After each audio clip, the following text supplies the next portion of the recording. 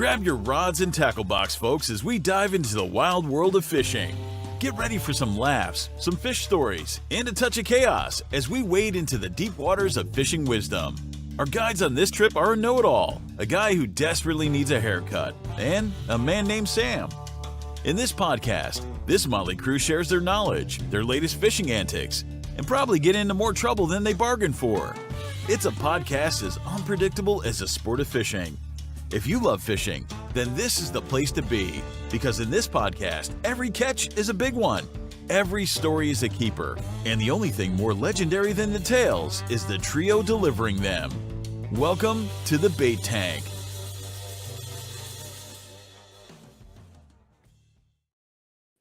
Hey everybody, welcome in. Welcome to the Bait Tank. Today we are talking about fishing expos, conventions, seminars, all that good stuff. And then on the second half, we're talking about kayak and canoe setups and what we can do to interchange those based on the trips that we're going on and the experiences that we're going to be experiencing or going through.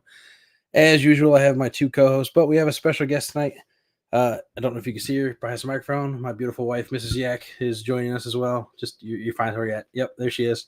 She's going to be joining us today talking about some of the expo. We went to the Catfish and Crappie Conference up in Louisville, Kentucky this weekend. She did get a hold of some stuff and is wanting to show it off at some point. So we will have her on here talking about that at some point as well. But we also have Sam and Zach, Catfish Viking, who decided not to have his camera on. But everybody's here. There we go. All right. So everybody's here. So in case you don't know, I'm Anthony. I'm with YakShore Outdoors. Mrs. Yak is Shayna. We have Sam from Sam's MPT Outdoors right here in the middle with the red shirt, looking handsome as ever. And then the guy with the fuzz on his face on the far right-hand side of the screen is Zach from Catfish Viking.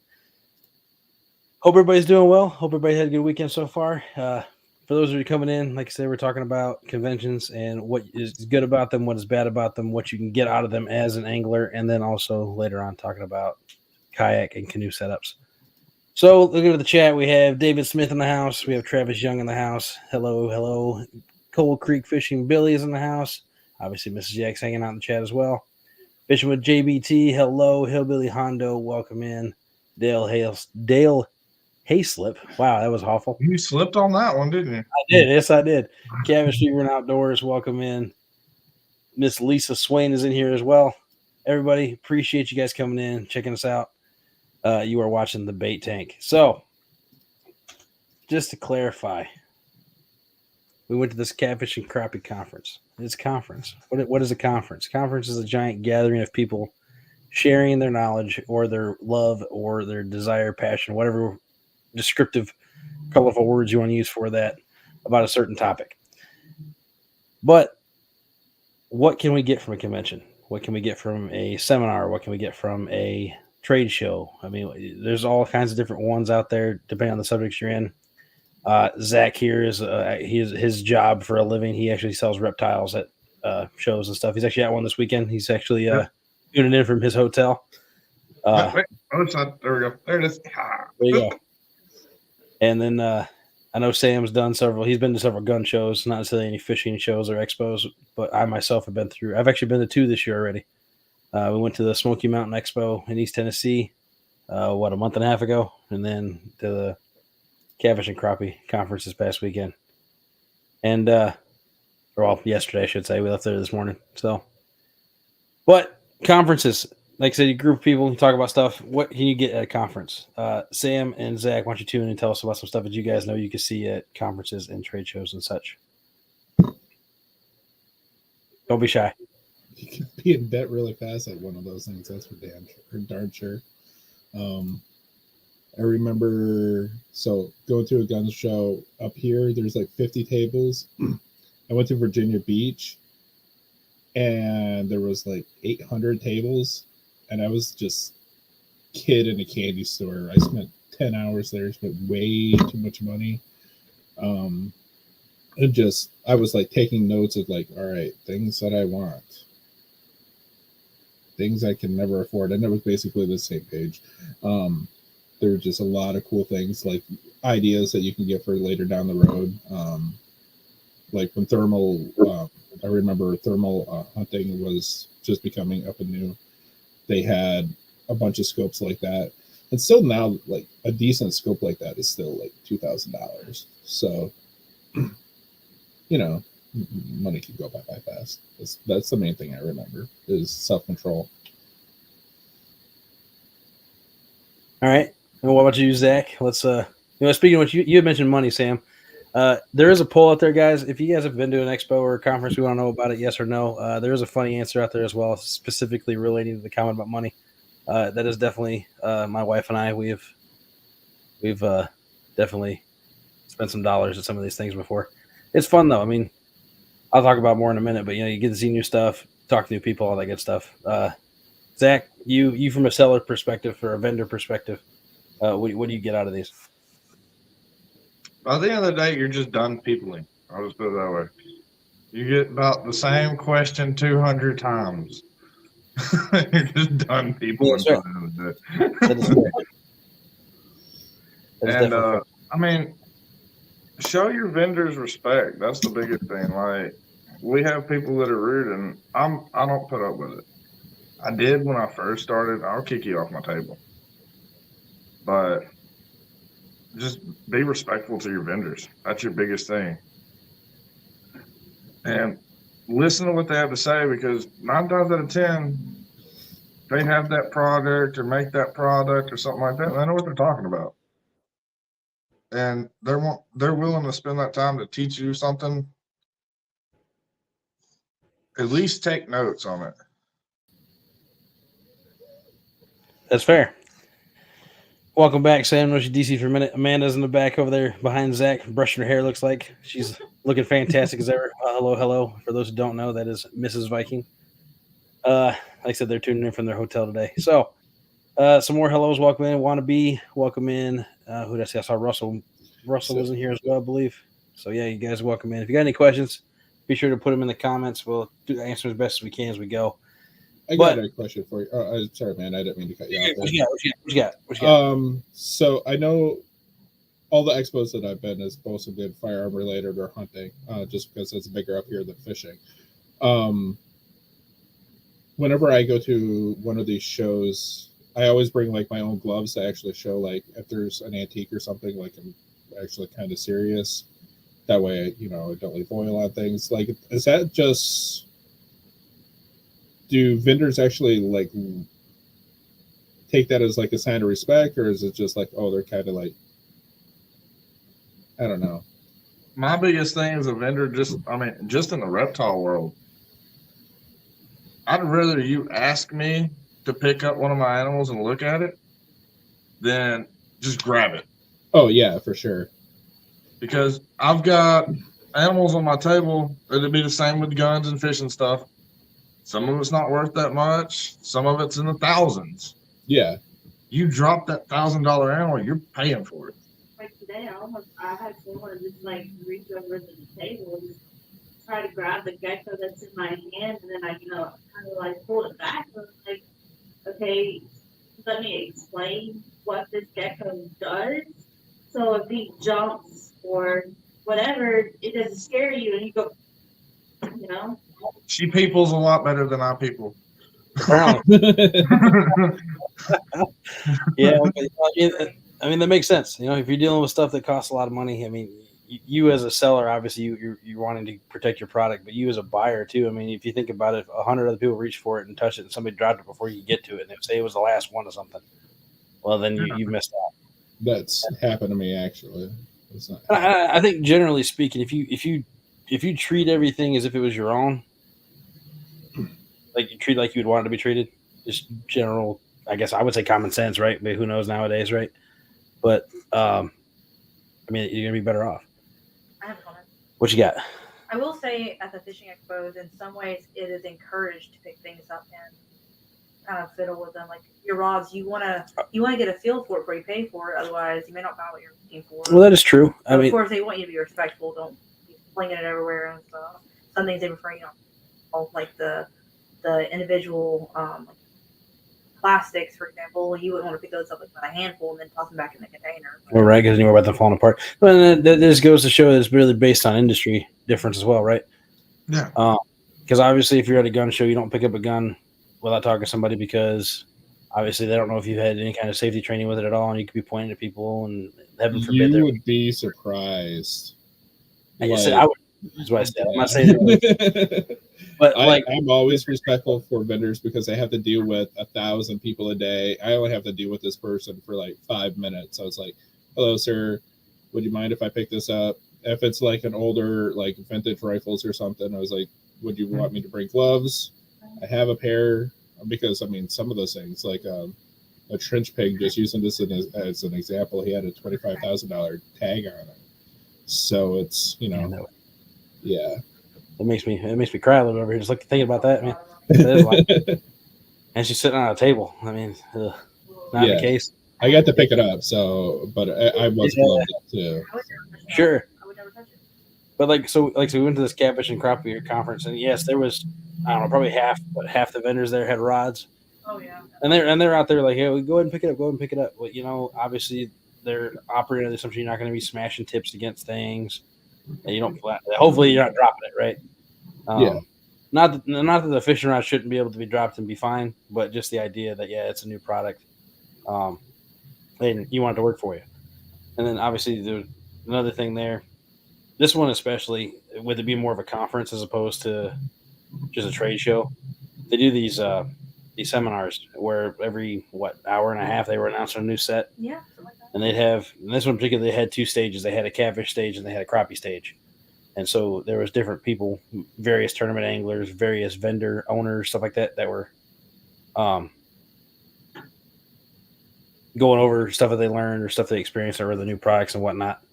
And it's good because it gives you a chance to see things from a different perspective. It gives you a chance to learn new stuff too. Like I know the first year I went to this, which was 3 years ago, there was a guy talking about forward-facing sonar and side scan and stuff like that, specifically looking for catfish, and how he was able to take this fish, which normally, for those who don't know, if you do mess with fish finders, typically speaking, if you have a fish that has scales, it'll hit as a hotter temperature because it's like a hard object that's more like a rock as opposed to like muck. Well, the problem with catfish specifically is that they don't have scales. So the only thing you really get out of them is their spine. So they come back as like a medium read, which can really, really hard to find them that way. But this guy was going through and explaining all these details and talk about the forward-facing sonar, how you can actually go just right and actually just find, even though you have that medium thing, if you know where the tree or the rock was, he was able to actually pinpoint and look at the fish's face. And it was crazy how clear that stuff could be. Just like it's a tool, like anything else, though. But yeah. Yes, we're in one room. Yeah, that would be nice if they would have done the seminars live for other people too. But I mean, that's one of the reasons they want the show people to come to the show, though, is to actually be there, and that's one of the attraction points, I guess, besides all the good deals and stuff you can get on gear and stuff. That's why I sell mainly at shows. I don't do much online anymore because I may not people much, but I do want that interaction. I do want to be able to teach somebody about something. So that's the main reason I do shows. I got you. Yeah, Baby Yak is in bed. Sorry about that, guys. We were hoping to see Baby Yak tonight. She was at the conference, though. Some people did get to see her and give her high fives and whatnot, get some of those smiles. Obviously, she's probably the most famous out of the three Yaks. She's definitely the cutest. Mrs. Yak being second. And we won't talk about where I'm at on that totem pole. But, whatever. But so you have the seminars, you have the information, and a lot of these, even if just the regular trade shows or even just straight up seminars, like there's some that are literally there. You go just for this one speech or this one, I don't want to say private showing. I'm not sure that's the right phrase, but this one class, I guess, of people want to learn a specific subject. And that's its own separate thing. But that you're there because who is advertised as the ones teaching that class, right? Whereas with the trade show, you're going because you're looking specifically for a piece of equipment or whatever. An expo or a conference is a combination of all the stuff. Typically, you're going to see new gear that's never come out, or has just come out that year. You're going to see tried and true stuff, obviously, but you're also going to see a lot of sneak peeks into things that are upcoming as well. I know that I can't think of it off the top of my head now, but iCast is a good one. They do all kinds of crazy fishing stuff. And that one's huge. That one's down. I can't remember where it's at. I think it's somewhere in Florida, but they do this huge thing where they just advertise all the stuff they're putting out for the year, and it's in different categories. You got boating, kayaking, all that good stuff. But I mean, the stuff like that, it's still a show, right? And they're still trying to sell stuff. But the idea is that people are going there, they're exposing them to this new stuff that's coming out before it's even out in the market. And part of it so they can get funding and whatnot and stuff like that. But it definitely has to be put out there for people to see it, right? It's knowledge is power kind of thing. And Anthony J. Day, welcome in. Yeah, you are correct. You do have to be invited to go to iCast specifically. But just in general, I mean, you can see this stuff at expos and trade shows where they are putting the stuff out there for people to be able to see it and whatnot. And it's just different. And it's like I said, it's just different. Where, like I said, trade shows, or like Zach specifically is doing trade shows basically for his reptiles. People are going there looking specifically for these animals, and he's hopefully there to sell them to them. Right. And I will say, in yours specifically, we talk about respecting the vendors and whatnot. I don't know about the one you were currently at this weekend, but you deal with some venomous snakes sometimes too. So, like, yeah. Obviously, you don't want people just grabbing that one, right? If they have no idea what they're doing or been around it. Well, I don't bring my venomous stuff. I do not breed, so I don't bring those to shows. My venomous stuff is mine. It's my personal pets. So say you did. I mean, obviously, you wouldn't want somebody reaching across and trying to touch a cottonmouth or something. So I would have a totally different setup. That way, you couldn't touch anything. Right. Everything would be in a glass display, because I don't want the responsibility of somebody being able to reach and grab stuff off my table if it's venomous. Right. And then, like Sam was saying, he used gloves to be respectful to individuals with $25,000 objects, which it's unfathomable. I mean, okay, so that's as much as, actually, it's more than what I paid for my car, right? I mean, you're looking at a quarter of my house. Geesh. I mean, on a table, and you're holding your fingers. I mean, it was one of a kind. This was unissued, like World War I, like the only shot, like the first shotgun. Like, it was one of a kind. Like, and I've always found too, like, if you're respectful with the vendors and you're serious about buying something, when you're at a show like that, there's a lot more lean away with like the prices. So, now that I can say is true, and that showed up a lot this weekend, where a lot of us were getting, you buy two, you get an extra one free, or if you bought two, you got an extra 5% off. I mean, all kinds of stuff like that. And there's definitely deals out there that they're willing to share with you for sure, and it makes a big difference. So yeah, it's like, well, I definitely want this cordless hole puncher, but the batteries for it are so expensive. Right. Yeah. Man, so I guess that's the difference between, like, that's another thing too. I mean, we talked about in another episode, we're talking about getting the biggest bang for your buck. I mean, it's just another avenue to do something like that if you can go to one of these shows. I mean, I'll catch you a better deal on a reptile at a show because you're right there in front of me. I'm talking to you in person than I would online. So, I mean, that makes sense. Another thing too, you're saving on shipping too. I mean, like, Oh yeah, because my shipping, I do $70 flat rate shipping, and it's overnight. It's through a company that ships reptiles. So I mean, normally, if you're over like $300, I'll cover the shipping cost. Well, right, yeah. But I mean, if you're going there and you want to, say you want to dabble a little bit of everything, or you want to see it in person, like we went to the expo up in the southeast, the fishing expo up in Gatlinburg. I'm going to butcher the name 100 times. I'm about to say, think about it. Yeah, no, I'm not. I don't want to sit here forever and smoke come out of my ears. But there was a bunch of lures that I knew were coming out that I wanted to see, and I knew that some of them were going to be there. And so I was able to actually go see them in person. And on top of that, I was able to get 1 or 2 packs, as opposed to having to buy 5 or 6 packs to get the free shipping. So I mean, it makes a big difference. It does. You can see somebody doing that way for sure. At least did miss them, but it happens. It's all good. I know that you'll be around some other stuff. You'll see them eventually. It's all good. And reptile shows are deadly for me, so I can only imagine what fishing show or expos would be for me. Yeah, I mean, I spent too much at reptile shows to begin with. Like I yeah, almost bought button quails today. Button quails, man. why? I mean, is that a bird? You said a quail, right? Yeah, it's the smallest quail in the world At a reptile show. at a reptile show. And then I walked around half the day with a 4-day-old lamb in my arms, cuddling a lamb half the day. Oh, this is a reptile show. What is this? Lambs, quails. Sounds like Were the Ben fish there too. Jeez. We do have a dude that comes and vends koi fish at the show. He breeds koi. Oh, okay. Well, There's you know, actually a lot of money in that. I used to do that in high school when I was in rats. I will say, even this Catfish Conference, there was definitely, it's an outdoors type stuff, right? So you attract that crowd.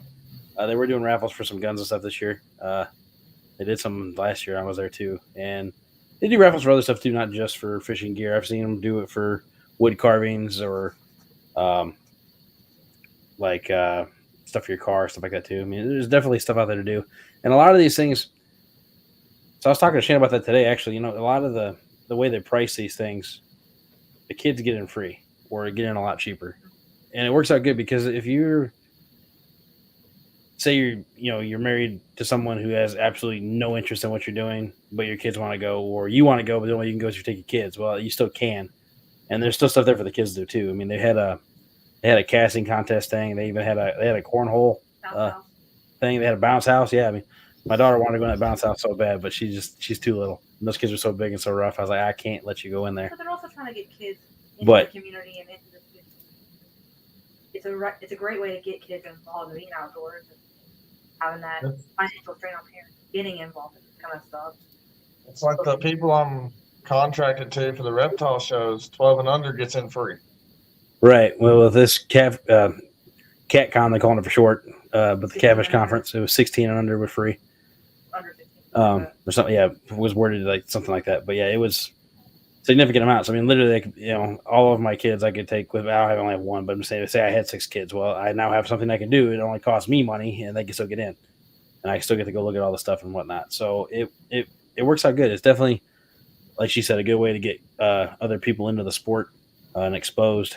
So just a matter of getting there and doing it. But having these types of things available for people to do is huge, and Shannon can even tell you the first year we went, she didn't know anybody. I didn't really know anybody. Obviously, I'm more of a talker than she is, and that's fine. But we went. We had a decent time. I may or may not have almost killed my daughter because we didn't know if she was allergic to nuts, and I gave her peanut butter ice cream, but that's a whole nother story. So she's not allergic. Yeah, she ended up being allergic. But we were like halfway through their ice cream cone, and it dawned on me there was peanut butter, and she's never had anything with peanuts in it before. And I was like, yeah, I thought for sure that I might have accidentally almost killed my daughter. But luckily it didn't happen. And so here we are. We missed last year. We got to go this year. But she had a much better time this year. She did know people, got to know even more people. She's probably still scared of me. Do what? Your daughter, I'm sure. I was talking about Shayna at this point. Oh. Josie, did she remember anybody? She remembered one person. Who was it? She remembered Naomi. David Lemon's wife, Double Hook Angling. He was there. She was there. And she remembered. I don't know how she remembered Naomi because we've only met her once. But yeah, she knew she was right off the bat and went right to her. So it was cool. And she's met me several times and she runs from me.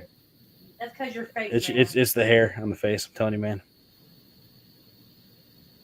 But Shayna had a better time. Josie had a pretty good time. Josie was starting to get a little fussy at the end. That's why we left so early today. Come back. But it's a hard thing on the top. Yeah, I mean, when she couldn't do the bouncy house and she couldn't quite do any other stuff other than walk around and look at things, obviously you get a little boring. And that's, I guess, the drawback of dragging kids along and stuff like that is if they're not interested, well, then you got to either make them interested. She was interested. Tell them what she made you buy. Oh, you're right. The first day we were there, she was getting kind of fussy during the Golden Whisker Award, so I walked around. We walked and we walked and walked, probably 3 or 4 laps. But I was weaving in through the tables and whatnot with her. And we get walking. I'm on the opposite end of the aisle. And she makes me do like a 90-degree turn, like almost makes me break my ankle. I'm trying to like step on her, right? She found a knife sharpener. That's what she wanted. This bright yellow knife and hook sharpener. She insisted on having it. I could not get her to budge away from that table.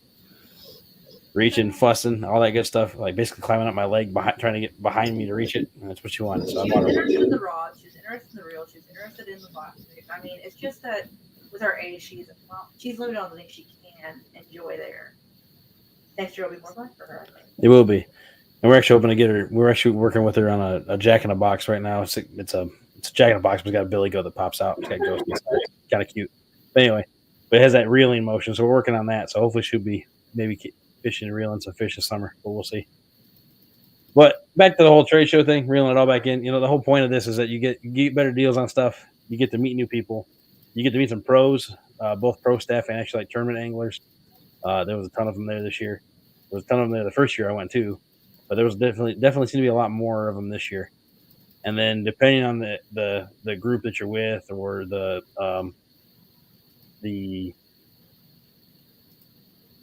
topic of the event, like in our case is the fishing community, they had a whole entire section just set up for YouTubers, so we could all do meet and greet, pass out stickers, all that good stuff with each other. And that, to me, that's freaking awesome. Especially if you're new to YouTube in general, but just saying new to that crowd, you're able to get your foot in the door, you get some names and some faces put together, and it's a good time for sure. But yeah, well, I really don't have that much more to say about this one. This was kind of this first hour is just like talk about this because we went to one this weekend. Do you guys have anything else to add about conferences and expos and whatnot? Any other rules of thumb or advice or tips for maybe saving a little extra money besides just being nice to everybody? You can haggle with people. That is true. You can definitely haggle. There's a fine line there, though. There is. I mean, and it really probably depends on the company you're with, right? Yeah. Obviously, the companies that are newer are probably a little more open to haggling, just because they're still trying to figure out what's like the good price for them to sell their stuff at. So the newer vendors, especially, seem like they haggle a lot more. Whereas the ones that kind of been there a while or a bigger company are kind of a little more set in stone. And it really just depends. Like I know, we were looking at the Mad Cat's booth, and Shayna was going to buy. We were getting her 3 rods for her Christmas and birthday present, and she went up and said, "Hey, you guys any special going on for buying more than one?" And the guy looked at me and I said, "Not really, not unless you're buying like 6." Well, man, I mean, if you're decking out a whole boat, okay, sure, that's fine. But if you so stuff like that, it's a little bit different. You obviously can't get the haggling on that. But like You get to skip out on Freddie with FO, well, you do get to skip on the shipping fee still.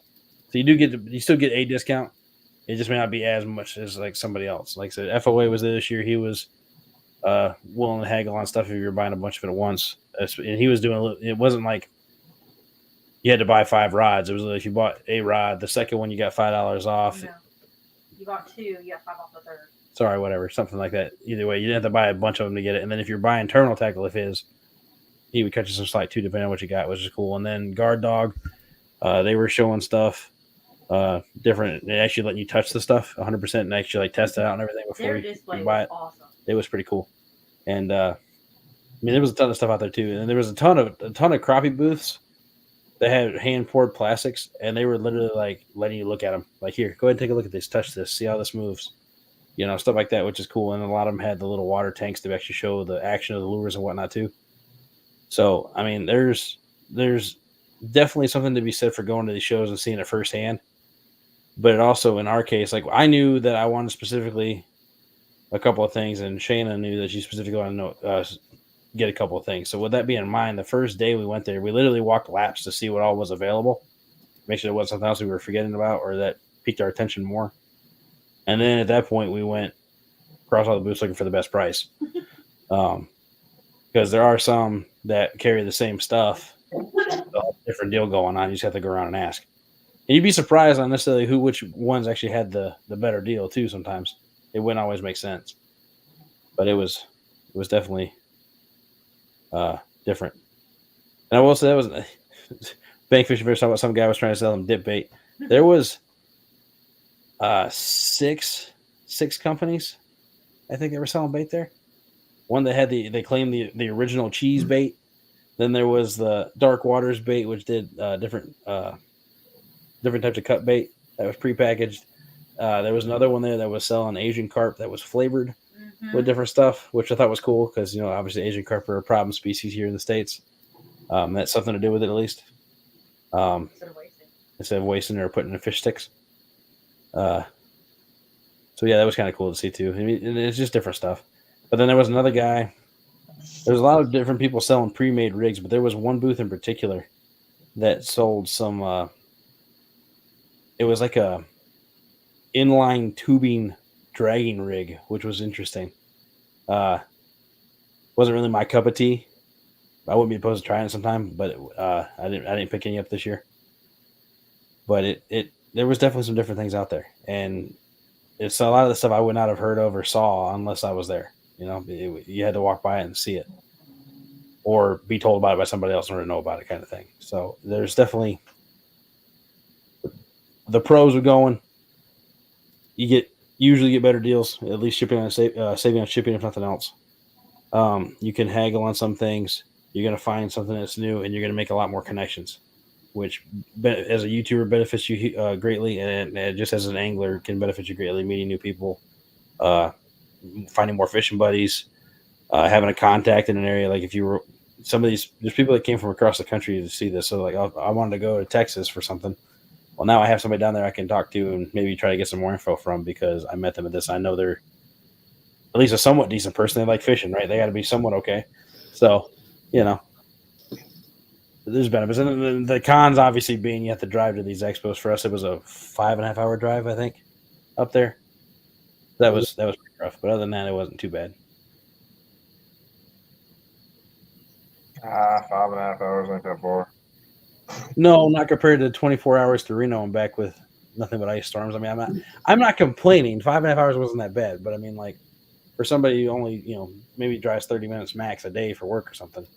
I mean, I think the furthest reptile show I've drove for was 11 hours to Chicago. No. Oh, she didn't fall asleep on me. I think it was like 11 or 12 hours to Chicago. I got you. But yeah, so at this point, I'm going to start showing some of the stuff that we got just because it kind of feeds into the next section for me at least. But I know Shayna's really wanting to show off some of the stuff she got, guys. So I'm going to pull up on solo here, or somewhat solo, so I can show it to you because she was really, really wanting to show you guys. Sure. I'll give you the screen, bro. Let's show yours first. That's fine. You're the one that wanted to show this I stuff. have all the FOA stuff in the bag. Well, that's fine. So we'll do the FOA bag. I've recently met Freddie in person, which is cool. We met him at the gathering. Met at the gathering last year, and I've met him in tournaments with other stuff like that too. But he sells all kinds of cool stuff. We got these peg floats. I went ahead and got some planer boards for the kayak. We talk about more about those in a little bit. Shayna got a bunch of their fishing line. Shayna likes the color match. Okay, that's what it boils down to. So she bought these new rods. She has these reels, and she has this line that she wanted specifically because it's this color. And I'll show you the combination when she has it all tied up together. It actually looks really good. But she was very adamant that that's what we do, is color coder. I got some other hooks to try. Always looking out for new hooks. Josie loved those. Yes, Josie loved these things, these little line rattles. She definitely was playing with those for forever. And then they also had, where'd they go? These buzz rattles. This, because I drag for my kayak a lot, I think this could be interesting because these spin based on the current and then they sound just a little bit different. I think it could be good. And it's something I wanted to try. And then I got normal stuff, some sinker slides and some swivels. And I did get some of his shorter, stumpy dragon weights to give a try with also. And I'm looking forward to trying all this stuff. But Shayna. Oh, I also picked up. I guess I kind of like color matching. I like having sets of the same thing because I know how they work. And then I don't have to worry about being surprised. So I was able to get more of the 6-foot kayak rods that he sells, which was nice. So now I have a full set of those, which is going to be awesome. I got a really good chance to use one last year and fell in love with them. I also picked up some of these for striper and white bass fishing for float and cut bait underneath, or catfish too, for that matter. You can buy ones that work, but the ones that tend to be skinnier and taller for some reason do not hold the bait up well. And I've never been able to get around that. So I found some of these finally.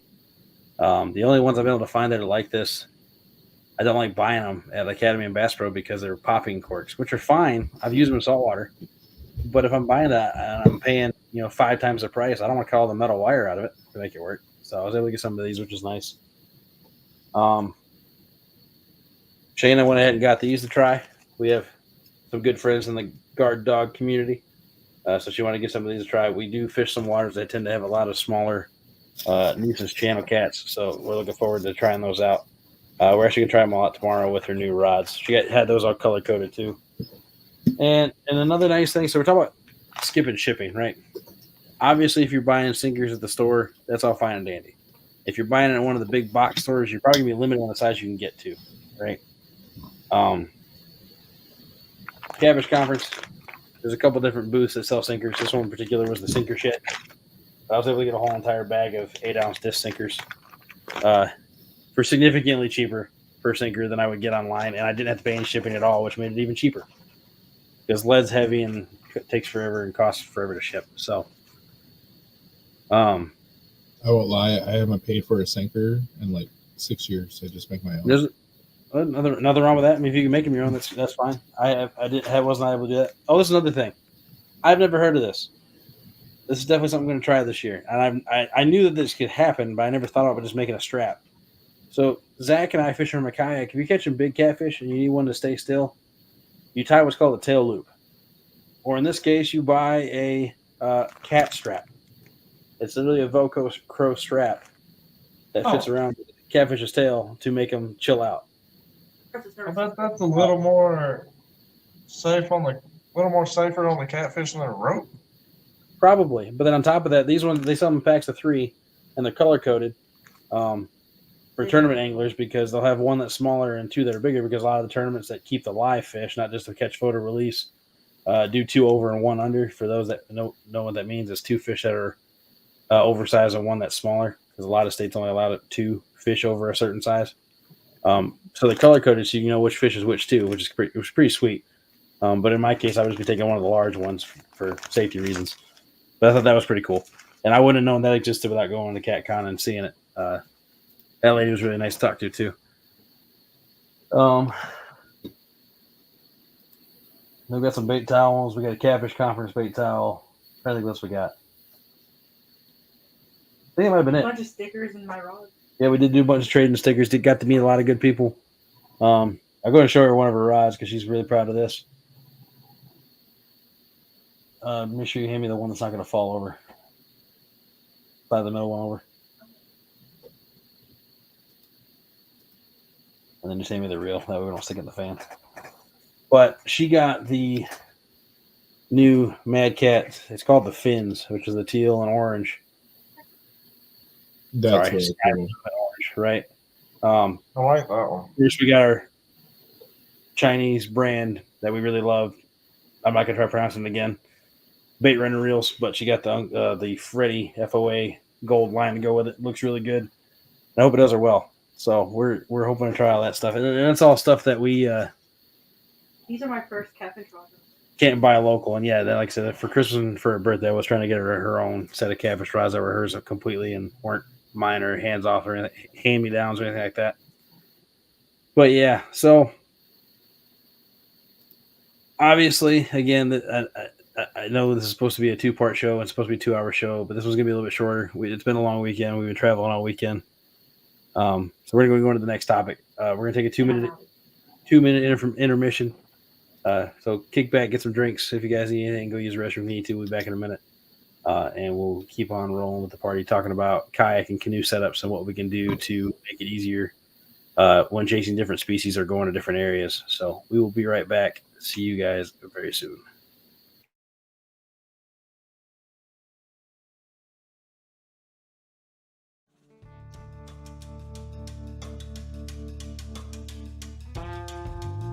Grab your rods and tackle box, folks, as we dive into the wild world of fishing. Get ready for some laughs, some fish stories, and a touch of chaos as we wade into the deep waters of fishing wisdom. Our guides on this trip are a know-it-all, a guy who desperately needs a haircut, and a man named Sam. In this podcast, this motley crew shares their knowledge, their latest fishing antics, and probably get into more trouble than they bargained for. It's a podcast as unpredictable as the sport of fishing. If you love fishing, then this is the place to be, because in this podcast, every catch is a big one. Every story is a keeper, and the only thing more legendary than the tales is the trio delivering them. Welcome to the Bait Tank.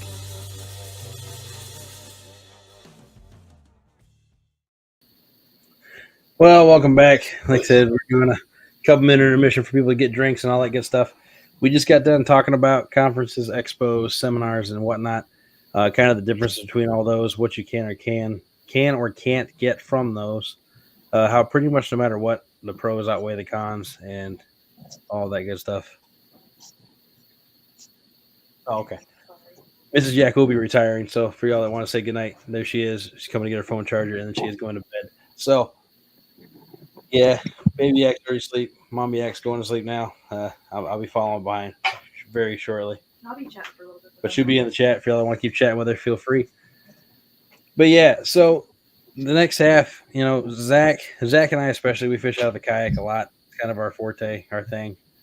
Yeah. Sam does partake in kayak fishing as well. He also fishes out of a canoe occasionally. Which, for those who don't know, Sam only has one leg, so it makes for a very interesting perspective on fishing and stuff like that. Kind of like our good friend David from Double Hook Angling, who fishes out of a kayak in his wheelchair. So, but everybody here that does this will tell you, and I'm sure you get some of you guys in chat that fish out of a kayak speak for this as well. There's two major things when it comes to kayaks. One is your comfort, and one is your efficiency. Two is your efficiency. And what affects that is going to be your setup, flat out, no matter what you do, no matter how you look at it. How your kayak is going to change not only your perspective on what you can or can't do, but also set up your limitations to what you can or can't do. But there are things you can do to. You all right, Sam? How are you guys hearing me? I have my mic muted. Well, we can definitely hear you, bud. Yeah. Hope you're all right. No, I inhaled the dog hair. I am sorry, guys. It is what it is. It's what happens when you have a St. Bernard. But anyway, so welcome back, sir. Glad that Wait, you're. can you still hear me? Yes. Yeah. What the heck? What about now? No, still here. Yeah. This is some Bloopers, baby, X-Files bloopers. stuff. It must be my webcam. I haven't bought one since I was like 18. So there must be a microphone in the webcam, and I've been using my headset this entire time like a noob. But yeah, it's all good. So Embarrassed. you're good, man. You're good. This is definitely going to be a clip, though, for sure. Lovely. Oh, you hear Ray here, Swain. Say good night, everyone. Well, Good night, man. thanks for thinking about it for a second, but I hope you have a good night. Sorry we missed you at the show, but we'll definitely catch up sometime. It's setups, kayak setups. We're talking about kayak setups, how we do things, right?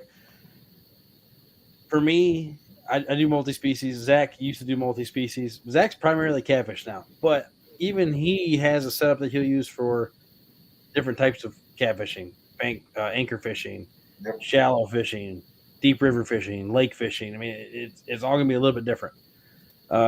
Bass angling is probably the one that you see the most change, based on where they're going, if they're fishing shallow or not. But because their seasons change so much, a lot of those guys change baits so much that even what their rods, where the rod's sitting, how their fish finder set up, all that stuff will change even during the season too. So you hear about that a lot more from their side of things. And then you have the recreational weekend warriors, such as myself, or I would argue Sam in this case, where we don't necessarily fish in the kayak all the time, but it's definitely going to be different from one day to the next for the most part on what we do or what we Here lately, I'd be called a weekend warrior, but I got a vehicle now. That's true. when Zach had a car that was working, he was fishing pretty much every day after work, and then on the weekends he was fishing all weekend. So he was definitely putting some time in. We'll be going fishing Tuesday. There you go. But like for me, the last time I went in the kayak was a couple weeks ago, and then I'm going again here in a couple weeks, and then I got a tournament next month that I'm competing in. But for me, if I'm bass fishing, I don't have any rod holders on it at all. If I do, I have one maybe just to hold the rod for me to be able to tie on baits. But I'm gonna have one rod. I'm sorry, one rod holder maybe. I'm gonna have my fish finder set up closer to me where I can actually like use the size can, look for stuff. And then I'm gonna have in between 6 and 8 rods in the back, all different baits, all different setups. But I tie them all ahead of time with the idea that I can just change it out as I need to for what I see. And then for crappie fishing, same thing. I want that fish finder really close to me. I'm gonna have maybe 3 rods, but one set up for live minnows, one set up for jigs, and one set up for maybe tiny crankbaits. Nothing too crazy there, or for trolling, I guess, or long what's it called, long lining or something like that, where you basically have the rod. You're trolling rather than being like 20 feet behind you. It's like 60 feet behind you, and on those you really can't ever tell if you have a fish unless they really smack it hard. It's kind of like you go past something and then just reel in as if you have one. That's more if you're like just trying to find them because they're scattered. But then for catfishing, I'll have 4 rod holders at least. If I'm anchor fishing from the kayak, I'll have the 4 rod holders I already have set up for everything else. But then I'll use the 2 that are in the kayak already built in as well. So I'll have a potential of 6 rods to use if I'm anchor fishing like off an island or something. But if I'm drifting or dragging, I'm gonna run just 4. And that's kind of just like mindset. I have those are my three main setups. My bass one, where it's fish finders close to me so I can actually see the screen good, all the extra rods in the back. Crappie one, again, more rods in the back, but screen set up close. But on that one, I try to have, on the crappie one, I try to have set up where I actually can use an anchor or a drift sock at least to kind of control. Cause I end up just following with the wind because for whatever reason, crappie and wind are like go hand in hand. When it comes to where they sit on the structure like that, it's just like it's 2 peas in a pod. I mean, if you're wanting to be a better crappie angler, study the wind and roll with the wind. I can tell you that right now. That's one of the biggest keys to success with crappie fishing. But then for my catfish one, I don't run any anchors with the catfishing one. No shallow water poles, no nothing.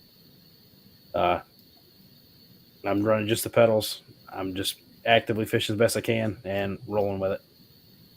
But that's my setups mostly.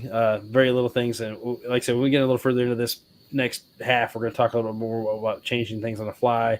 Or like in our case for Zach and I, we're going down to fish for redfish down in Florida. My setup's going to change drastically for that trip. I don't know about his. And then there was some modifications I plan on doing in my kayak later this year for later on in the future for to benefit some of my other types of fishing. But I'm going to lean over to Sam for a minute because Zach's been talking a lot, and so have I. Sam, let's talk about your setup, especially with the fact that you are limited in the terms of leg capacity. Maybe some things you have to consider for your setup that maybe not everybody else thinks about, or if there's somebody else in the crowd that's in the same situation, maybe they can give them a hand. So I have like one of those old-fashioned kayaks that you'd kind of see at Walmart because for people that don't know, prosthetics are very expensive. Like mine that I'm currently wearing costs around $30,000. So I would hate to tip over. And even though this thing is very secure to me, there's always that what if. So that doesn't go. And with me not having any real, I guess, shade if I were in like a paddle kayak or something like that, I'm worried about the sun because if I get a sunburn on that area, it's very sensitive as it is. I can't imagine that feeling good. So I just have one of the old paddle kayaks that you used probably like 15 years ago. I can throw everything because I do have extra leg space. I throw like an extra collapsible like rod and stuff like that. I have a cooler with snacks and beverages tied behind me. And if I get a fish worth keeping, I just throw a stringer over the side. So my poles are right beside me. And I have like those, this is going to sound so redneck. You know, like those fasten pole holders? Yeah. Yeah, I have those on each side. So if I want to do trolling, I can do hands-free till I get a fish, set the hook, reel it in. And honestly, when I was going to the gym regularly, I could troll for salmon on that thing. Nice. So, Very nice. Because you only need to go like 2 knots. So I would just consider that my workout for the day. There you go. Half an hour of trolling and yeah, I'd be done. So it definitely has its cons and its pros, but honestly, the extra room, because I mean, you got to think like an entire leg's worth of space. That's, you know, that's a good chunk depending on how big your leg is. Yeah, for sure. So I just keep all my tackle, things like that. And if I get like a decent sized fish, I can also throw him in there because it's a 12 foot. Yeah, it's a 12-foot kayak that I use. So there's enough room there. Now, you were saying one that you used like 12 years ago. Is this a sit-in kayak or is it a sit on top? It's a sit-in kayak because I'm worried about the sun. Some clarification. Yeah. I got you. No. Yeah. I got you. That's cool. So I will say, I if you ever decide, just because I guess I'm a cruel person, if you ever decide to film yourself getting in that thing, I'd like to see that. Me too. You're sick, man. I mean, Do you do like a bipedal walk to get in? I mean, not a serious question. I'm trying to figure out how you like. I'm a It's a visual 2-person person. job.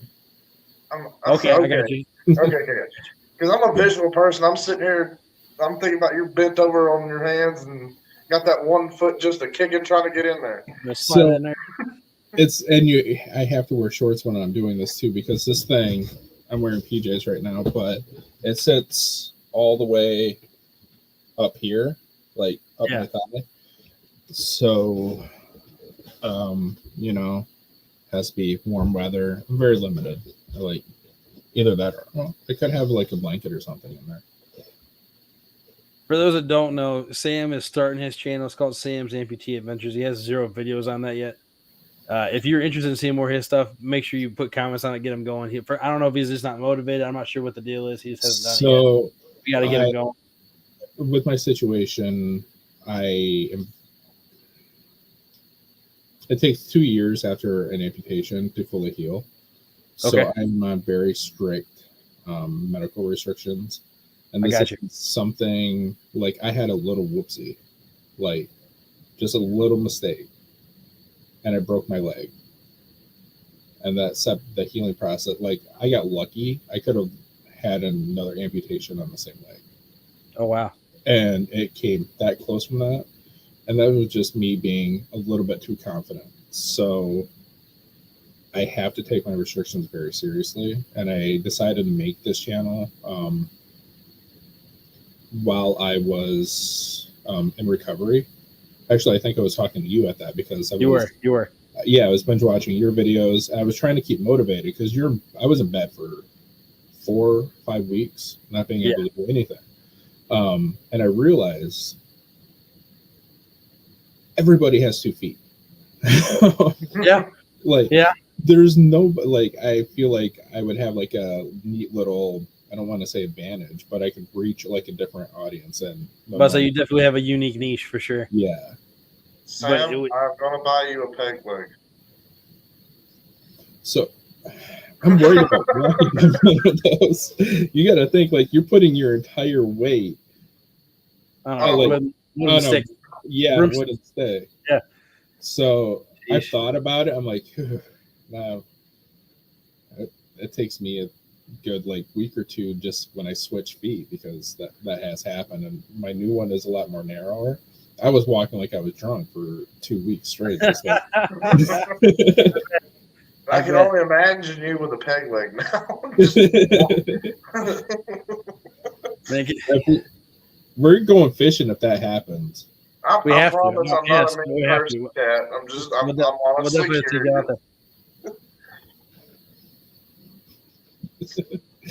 Hey, there's nothing wrong with that. I'm a firm believer that if somebody is strong enough of the will, they can get what they want done. And there's no doubt in my mind that Sam can do that. But yes, I'm looking forward to him actually getting some of his videos going. But I do want to see you get into a kayak. I do want to see that process. I want to see you probably do walk on a peg leg now. I have talked to the process about that. There was that one and a shotgun leg because I saw it in a movie once. Oh, geez, yeah. Boom. And I have the shotgun that would fit this thing, and he's like, "Oh, come on." I do. I have a 870. It would fit, and he's like, my leg guy. He's like, I can do that, but you got to remember, a 12 gauge has a lot of recoil. That's fair. Where is that going? That's a good point. That is a good point. I guess you'd have to be sitting. Well, I mean, you just got to bend the knee a little bit when it fires, and you'll be all right. No, that still sounds painful. Like that end, like if anybody just touches it, like that isn't in. Sometimes if a doctor grabs it too fast, like I just want to like, just out of reflex, like no. Right? Oh, geez, I can only imagine, man. Like you'd be nice to that. You talk to it first, like. Jeez. But anyway, so back to the topic. We talk about kayak setup. So Sam this will be hard to reel back in. Sam only has one leg, so he has a unique perspective when it comes to setting up his kayak. He takes advantage of the room he has by only using one leg to store more stuff in his sit-inside kayak. It works. It does, no, for sure. You know, a guy like me, you know, I'm carrying around. He's got an advantage at this point. All right, wait. I will get to to my sit-in kayak. I will film this. It probably would be my first video because that's something I could actually do at this point. Sure. I want to see you get in a sit-in kayak. Dude, I don't even think they make a sit-in kayak big enough for me to sit in. Come on. I have a sit-in kayak at the 10-footer. All right, Zach, you get the kayak and you get some butter just to be on the safe side. The hole's only like this big. It's gonna be great. With the butter. This show is going south fast. Wow. Sheesh. This is how you get more views. I guess. Only butters over here. Sheesh. If we get 100 likes, we get to shove Anthony in the sit-in kayak. That's gonna be awful. All right, let's cut it out with the jigsaw. You what? Let's just go with 5 because I really want to see this happen. With 5 likes. Oh, you heard it, guys. There's 5 like. Oh, there's already 7. Oh man, we have to do it. I'll bring it with me when I come up there to go to Florida. That works. Yes, it's gonna be awful. It's gonna be awful. We'll have to do it live. But what was I talking about again? Oh, kayak setups. Okay. So y'all are awful. Anyway, so Sam has a unique perspective of having more leg room because he has one leg, whereas the rest of us have 2. But his setup, he's talking about, is pretty much the same. He runs a trolling setup on his sitting kayak. Has ability to fish other stuff as well. Do you have any other things that would change the way you set up your kayak, Sam, besides obviously what you've already talked about?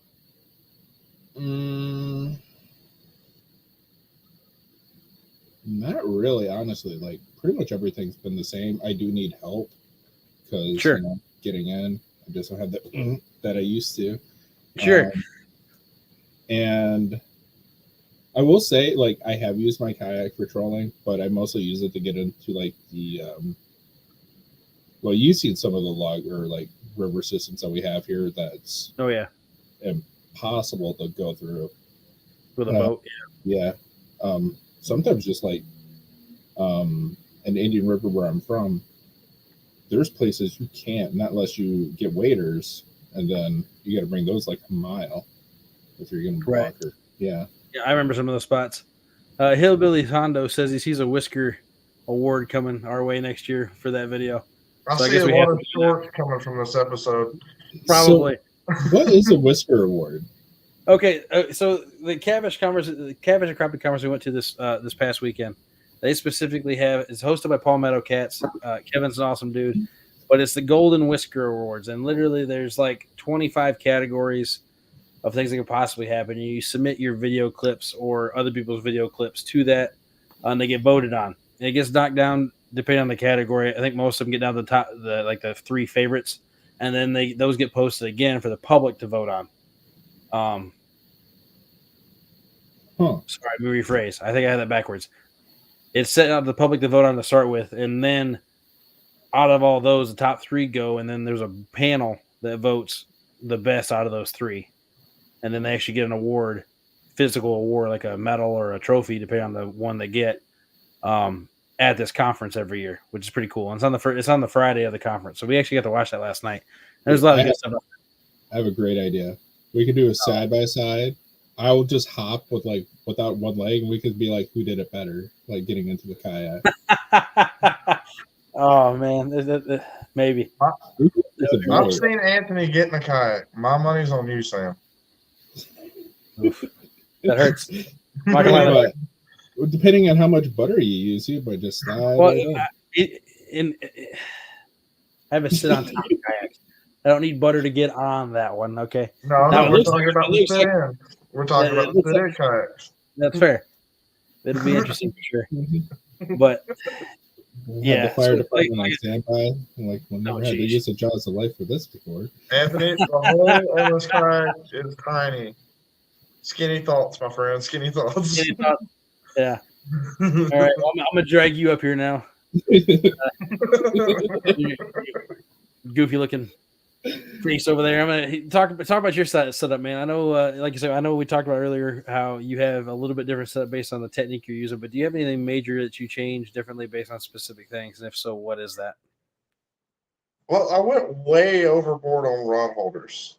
I'll just put it that way. Well, we do know that. Why don't you go ahead and let the crowd know how many rod holders you have on that kayak? 14. Dude, I have 2. It's a 12-foot kayak, right? It's I believe 12-foot kayak, 14 rod holders. Now, I will say, the first time I went fishing with this guy in our kayaks, he had a stern mount trolling motor that he drove it with.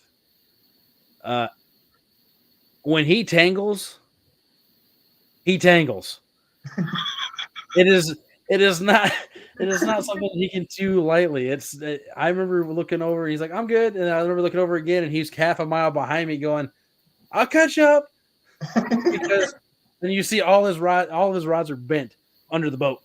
You know, they're all stuck in the motor. It was absolutely hilarious to watch him try to untangle that on the river. Don't you have a clip of that too? I do, but you're so far away you can't see it. Oh. You zoom in and it's just blurry because how far back you were. But it was ridiculous. Now I have an XI3 on the front of the kayak. that should prevent your tangles unless you're trying to go backwards upstream. So you should be okay. But it was so hilarious. Or I do donuts, either or. Yeah. But 14 rod holders, that's insane. Well, do you leave those on all the time? Well, the way me and the company that made my rod racks for the kayak, because my rod racks are custom made. I'm a pro staff member of a company that we specifically designed these rod racks for my kayak. What company was that? Raptor Racks. Raptor Racks. Okay. So you made these custom racks with these guys. You designed it. So how many actual bars are you have? I mean, for those who don't know, usually a bar is going to have in between 3 and 4 rod holders attached to it. Okay, there's one for each side of the front. It's about 18 inches long on each side, and that has 3 rod holders on it on each side. And then there's a square that way I can fit my legs into the square if I'm fishing from the back of the kayak. That's got another 8 rod holders back there. But they're the vertical tube rod holders, so they're also doubled for storage, rod storage. Oh, there you go. Okay, so that's where that's why I have so many rod holders, is because I like the options. I'm always going to have 8 rods on the kayak, even though I'm not going to use 8. The max I'll use is 6. But if I break off and say I'm in a tournament or something, I'm just reach around, grab another rod, and get it in the water. There you go. But so that's the efficiency speaking out. Yep. And then my front rod holders, say I'm fishing from the back of the kayak, I don't need those front rod holders. We built a quick release system for the front rod holders. Okay. So those come off while I'm fishing from the back of the kayak. Now you have a new canoe, so you have not all kayaks have this, obviously. So more and more of them are doing it, but you have a 360 revolver seat, so Yes. you can fish from behind the Yes. behind the seat. For a lot of other sit on top kayaks like my Hobie, I can't turn the seat backwards unless I'm okay with it not being attached to the boat, which obviously in my case I am not. So that option is not a thing for me. And, I mean, you've seen me do it. You've seen me just I have. completely swing around. That was the only chance he had at possibly untangling that mess, was the fact that he could turn around.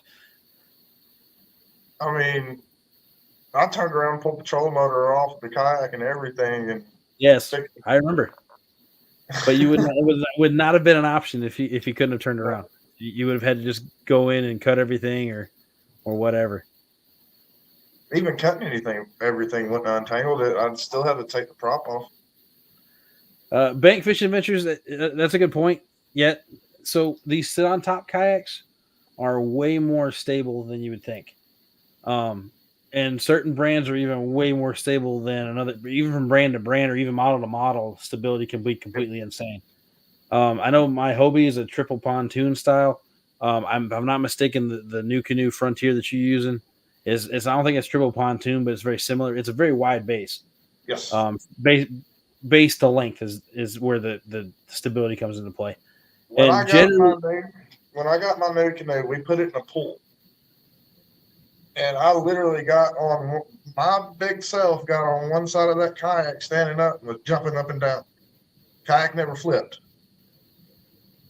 So I fell off the kayak before it flipped because I lost my balance. And so it's based on the width of the kayak. My Hobie, I can't remember off the top of my head. We can look it up. I mean, it's not that big. It's not that hard to find. I think mine is 40 inches wide, and I think that his was 42. It's like 2 inches difference.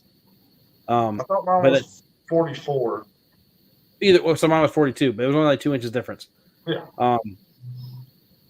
But the weight capacity is completely the same. Mine tracks a little faster based on its design, but mine will actually flip easier than his will. Yes. And so there's a fine line, and it's based on each company. Each company makes their own design, and it's all different and all that good stuff. But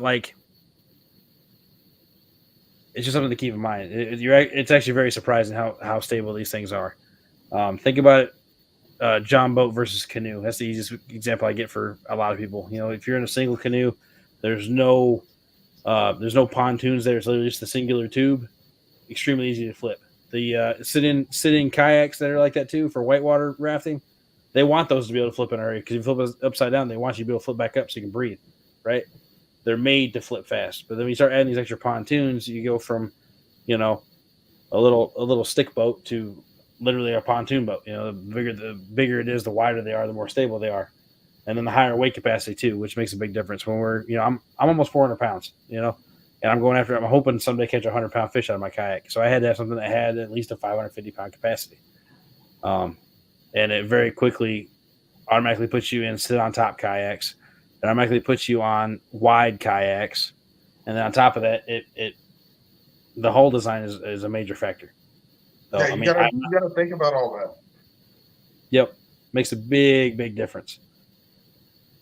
And if you're like me, when I first got my kayak, I didn't like putting holes in my kayak. Yeah, that's another thing to think about.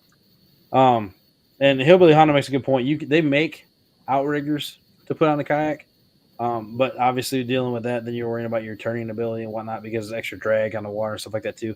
So I mean, there are options to help with that. But generally speaking, your wider, flatter kayaks are typically going to have a better stability and a better weight capacity. Typically speaking, not always. Well, anybody that's watched my channel, I'm clumsy on a boat. You give me more. Hush. It's still the same point. You give me more space, I don't know what to do with it. You put me on a kayak.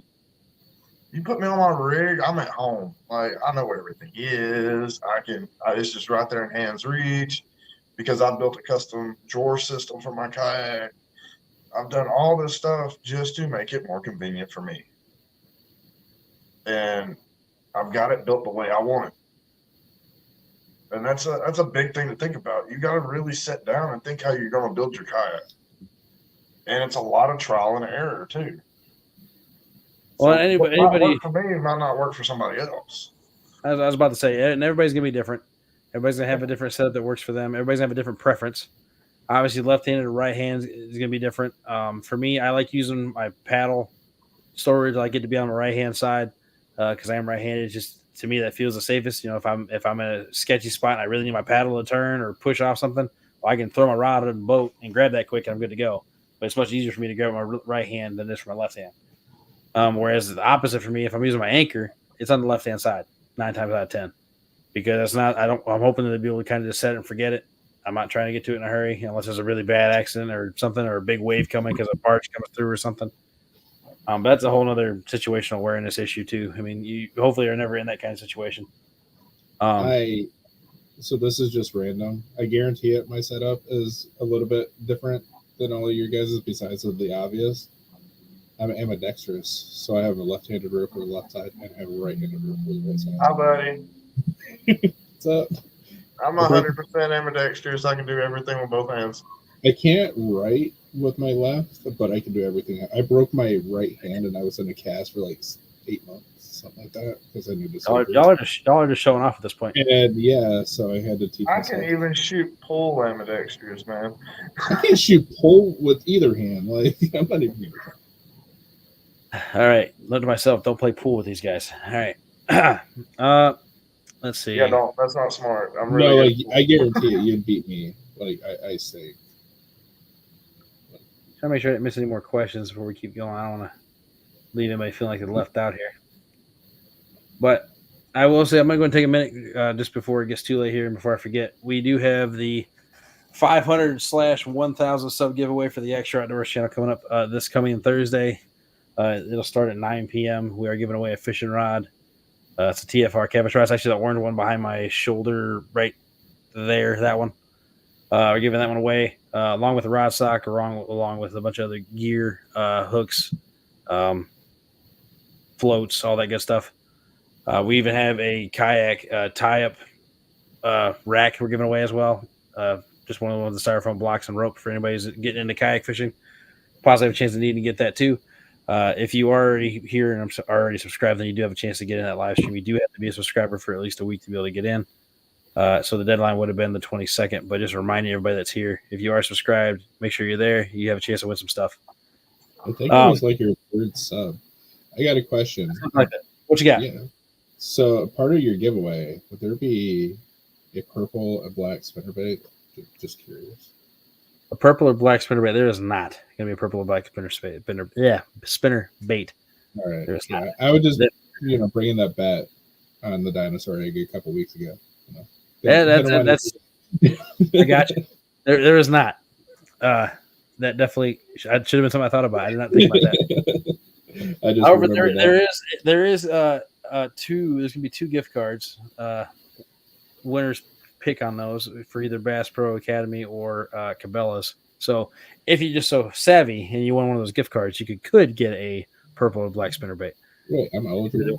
I thought because I was like, all right. I was going to be there anyways, but now I'm different. I mean, if you're a subscriber, you're good to go, right?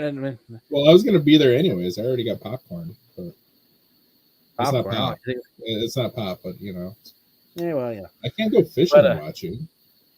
That's true. That is true. So, Sam, is there anything that you are wanting to try in your kayak for the new setup, and what's the thought process behind any of these new things you want to experiment with? I kind of want to experiment with the pedal kayak. Sure. With one leg. Well, I would wear the other one. I don't know. Okay. All right. The one that I don't like, or the peg leg. So, it's only worth like $20. You got to buy a broom.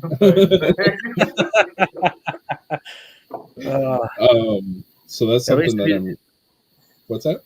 At least if you did the shotgun leg, you have a little more of a footprint for your pedal. Yeah, and if I need I mean, even if it makes you mad, you can blow the pedal off. I mean, the amount of tourists that we get in the summertime, like our town would be like, is normally in the winter about 500, year-round residents. In the summer, it goes about 15,000. So if I had a shotgun leg, on a river or a lake,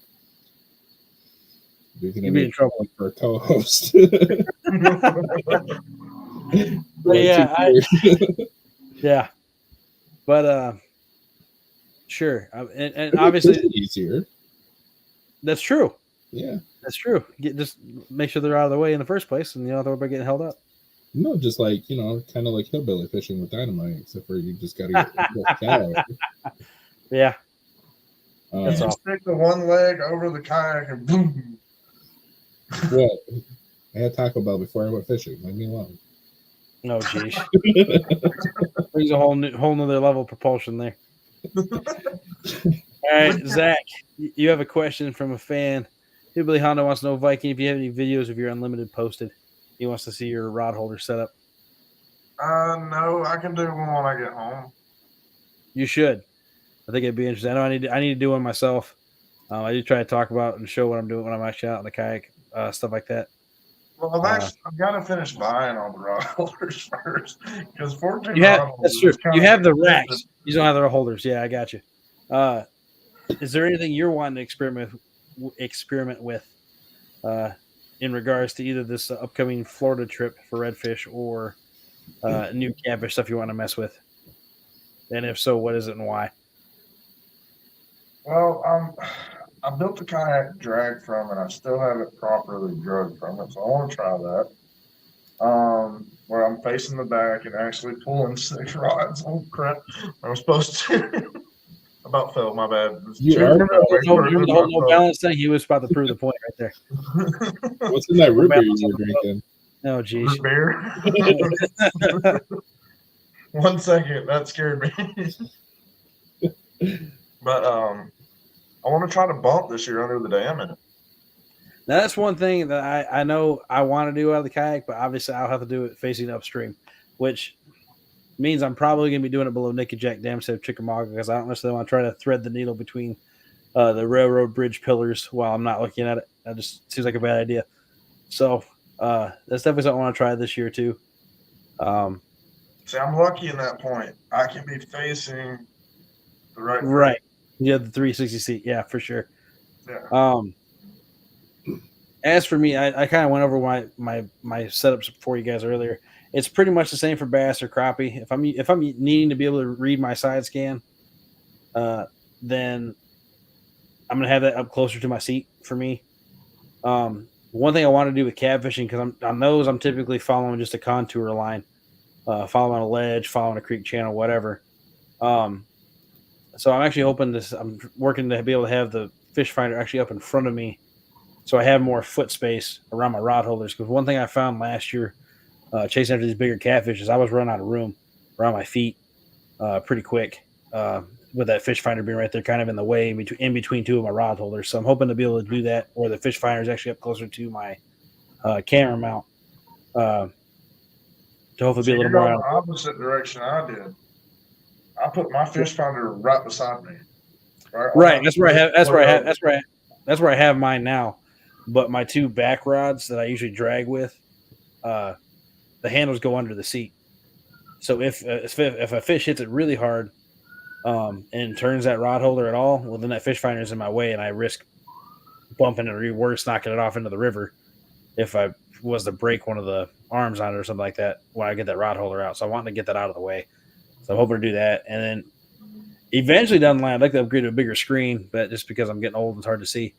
But feel you. Then the other thing I really want to do, I want to mess a little more with shallow water anchoring, rather than using a kettleball and a string all the time. So actually for this Florida trip, especially, I'm going to invest in a Yak Attack makes a, they call it a parking pole, but they have a handle on the end of it. So you can use like a push pole with it. And I want to get a setup where I can have that on my left-hand side also. So I'll have my paddle set up on my right-hand side and have that on the left-hand side. And then obviously if I'm standing up fishing, as long as I'm less than 12 feet of water, then I can anchor from standing up by just shoving the pole on the ground. And I think it'll be good. I'm looking forward to that. Those are kind of metal. They're metal, but they come in 3 different sections, so you can make them as long or as short as you want. Well, my thing about you using it in salt water, you're looking at corrosion. That might be the only time you ever use it. It don't matter. Yeah, It don't matter. I need to wash it or You went robotic really bad, Sam. So did you, Anthony. I did too. That's not good. Hang on, I'll be right back. You sound really cool. Hi, guys. Hey, We have taken over the show. all right. So now that he's out, what do you want to talk about?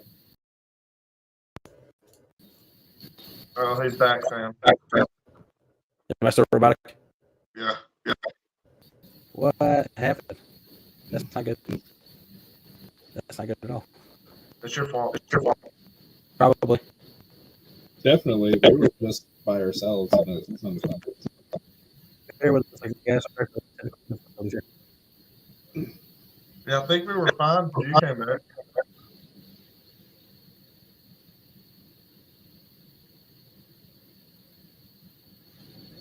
Is that better? Yes. Yeah. Fantastic. All right, sorry about that, guys. All right, so what are we talking about? Yeah, park and pole. So I mean, just like anything else, if you use any kind of freshwater gear in saltwater, then obviously you got to keep it washed and make sure it's maintained. Rinse it off, wash it out good, or have stuff that's galvanized or stuff that's sealed really well to keep the salt water out. So I don't foresee it being a problem personally, but we'll have to just see. But either way, even if it's just I got to replace that pole every couple of years, I mean, it's still worth the ability to push around those marshes and that salt flat because especially with I have an older Hobie, so the fins I have don't have the kick up option, which a lot of the newer ones do. If you hit something in shallower water, it kicks the fins up to prevent from breaking the drive.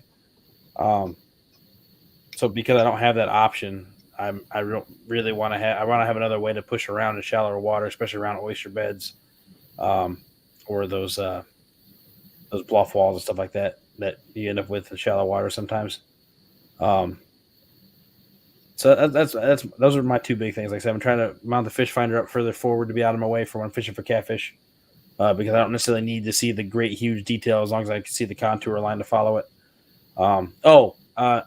Anchor planer boards. I actually want to start dragging planer boards from the kayak because normally I just drag the two baits straight behind me, but the problem with that is it's only 4 feet in between them. I'm hoping to be able to push that out and be able to extend my lane that I'm drifting. Or dragging either way when I look at it, having the two further out, even if it's only like another 4 feet out. I mean, I'm tripling my coverage that way, 4 feet to the left, 4 feet to the right, and the 4 foot wide in the middle with the two being suspended. So that's kind of my changes for the year, for catfishing at least. And then the bass fishing perspective, like I said, I plan on myself. It's not so much an upgrade for my kayak, it's an upgrade for myself. I plan on trying to work on my flexibility more, and my comfort level of trying to be able to stand up and fish more. But I'll probably have to put in a stand assist strap for those really sketchy days. While I'm getting up until I get used to that. Other than that, my kayak pretty much can stay the same. And like I said, the idea that I can adapt it to whatever I need it to be is my goal. Obviously, you guys were talking about it too for your guys' stuff, and that goes for anybody else in the crowd too. I mean, the idea that you have the system that you set up, once you have it set up, little micro changes from species to species is going to put you in a better spot to be efficient. And the more efficient you are, more time you're on the water, more time you have baits in the water, the more fish you're going to catch. I mean, that's what it all boils down to, right? Yeah.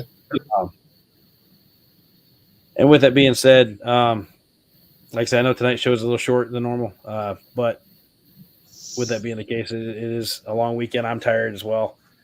I'm probably going to go ahead and start thinking about calling it soon. Do you guys have any questions in the chat?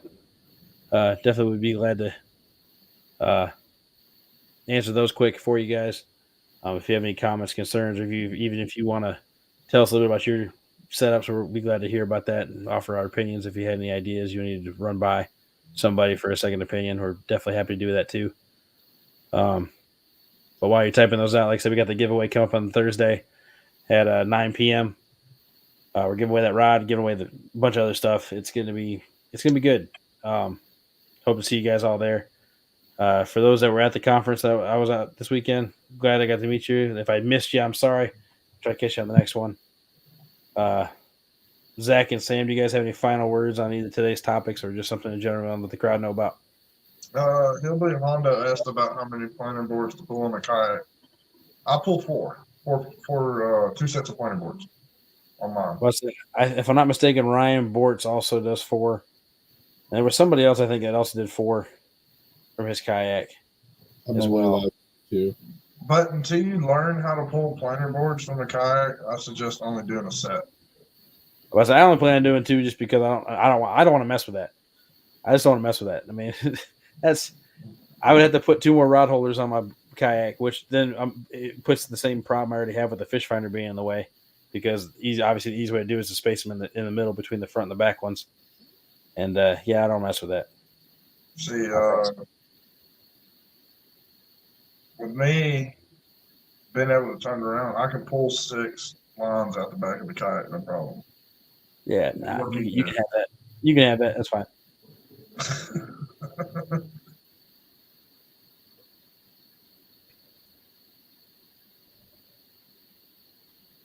Well, with that being said, it seems like all the questions are done.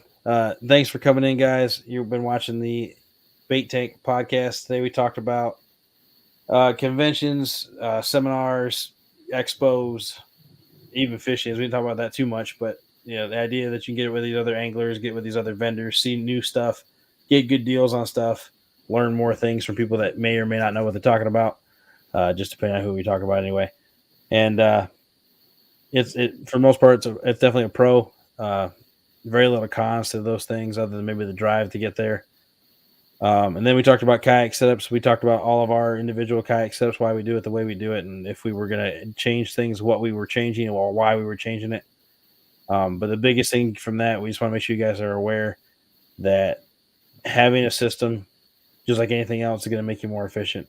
And obviously being more efficient is going to put you on more fish in the long run. Yeah, so with that being said, my name is Anthony. Joining me with Zach and Sam. My wife was in here for a little bit too. Appreciate it, guys, as always. And we will see you guys in 2 weeks. So take it easy.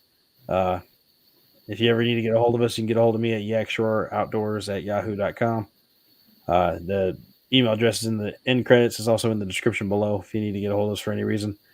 And appreciate each and every one of you. Tight lines. Hope you get on some fish soon. And again, we'll see you guys next time. So, tight lines. Peace.